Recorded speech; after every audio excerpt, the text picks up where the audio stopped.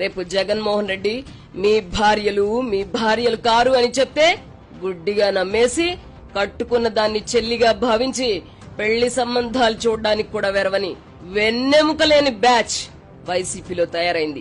మెడకాయ మీద తలకాయ, ఆ తలకాయలో ఇంత గుజ్జున్న ఎవరైనా మావిగన్నని జగన్మోహన్ రెడ్డి వెంట వెలువడిన వికారాన్ని ఏవగించుకుంటారు. జగన్మోహన్ రెడ్డి గారు చెప్తే భార్యలని చెల్లెలు అనేసి సంబంధాలు చూస్తారంట. ఎవడరా అసలు నువ్వు మాట్లాడటానికి? నువ్వేంది, నీ బతికేంది? నువ్వు బతికొండగానే, అంటే మీ భార్య బతికొండగానే, మీ భార్య కనకదుర్గమ్మ బతికొండగానే ఇంకో మహిళతో, ఆ మహిళా డాక్టర్ తో, పేర్లు మేము చెప్పదలుచుకోలేదు.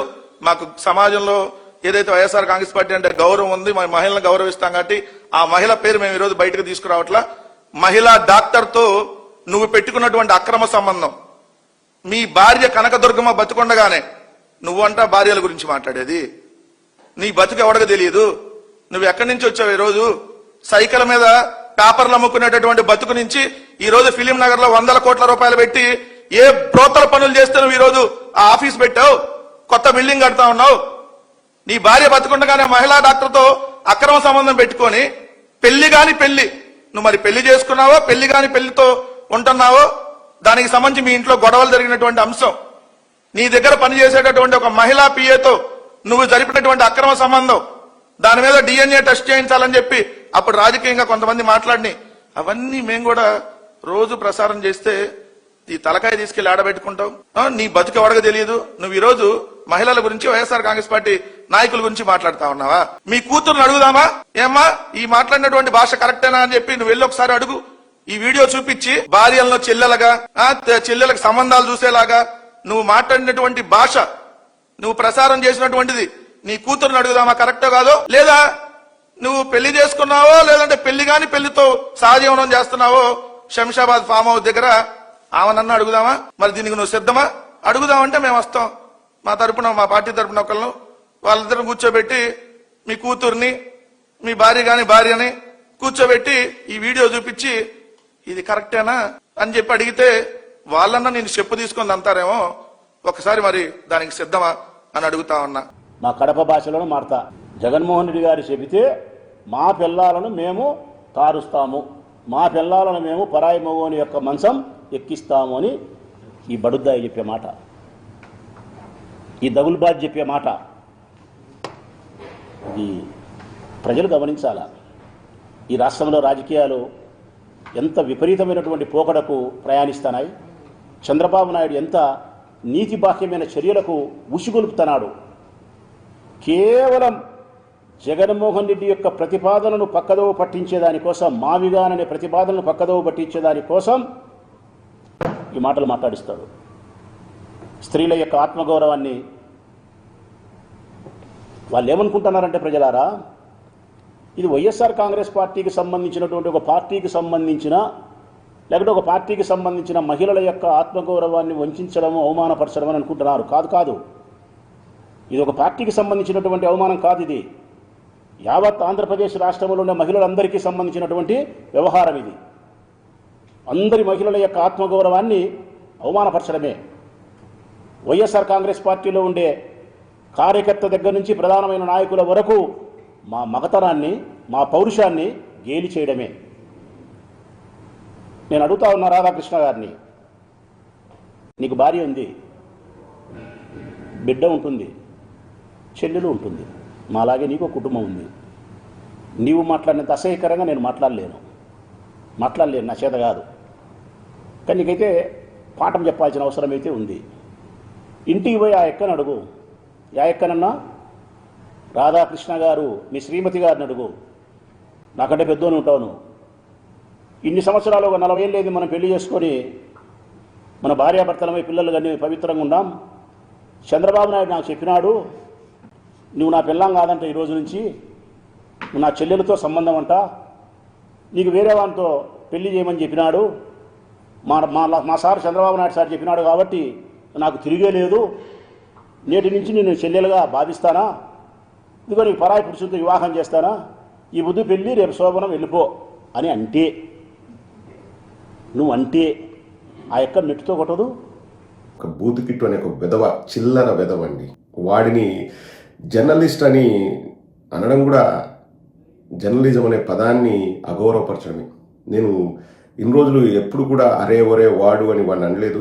వాడు అనడానికి కూడా వాడు అనర్హుడండి. ఇంకా పచ్చి బూతులు తిట్టించుకోవడానికి ఆ బూతు కిట్టు అనే వెధవ వాడు అర్హుడు. రెచ్చగొట్టి తద్వారా పబ్బం గడుపుకుందాం. ఇప్పుడు మేము ఇలా చేస్తే తప్ప మేము ప్రజల దృష్టిని మరల్చలేము, వైఎస్ఆర్ కాంగ్రెస్ పార్టీ వాళ్ళని అటాక్ చేయడమే మా ఆలోచన విధానం అనే విధంగా సిగ్గులేని బూతు కిట్టుగాడు ఆ పేరును సార్థకత చేసుకుంటూ ఒక ఏదో వీకెండ్ కామెంట్ బై ఆర్కేనా వాడి ముఖం, వాడి బొంద, వాడు ఏదో మాట్లాడతాడు. ఒక్కసారి వినండి. వీటిని చూసిన తర్వాత నేనే కాదు మీరందరూ కూడా రియాక్ట్ అవ్వాల్సిన అవసరం ఉంది.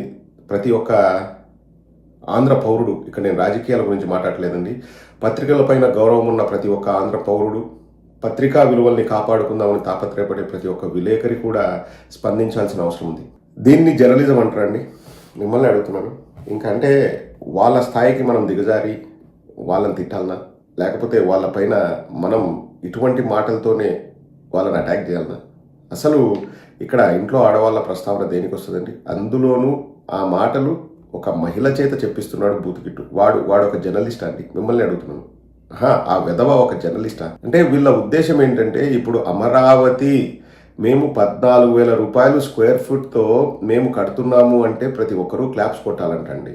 సో దాన్ని వీళ్ళు భుజానికి ఎత్తి వీళ్ళు మోస్తే వీడికి, ఈ బూతుకిట్టుగాడికి 2014 నుంచి 19 మధ్యలో 700 కోట్ల మేరకు ప్రసార హక్కులు లేకపోతే అడ్వర్టైజ్మెంట్లు వచ్చాయని చెప్పేసి ఓపెన్ సీక్రెట్ అది. ఇప్పుడు వీడికి ఏంటి లాభం? చంద్రబాబు నాయుడుకు జాకీలు పెడితే అంటే వీడి ఛానల్ మనుగడకి, వీడు సంపాదించుకోవడానికి, వీడు తెలంగాణ వాడు, వీడికి ఒక ఆయుధం ఏంటి?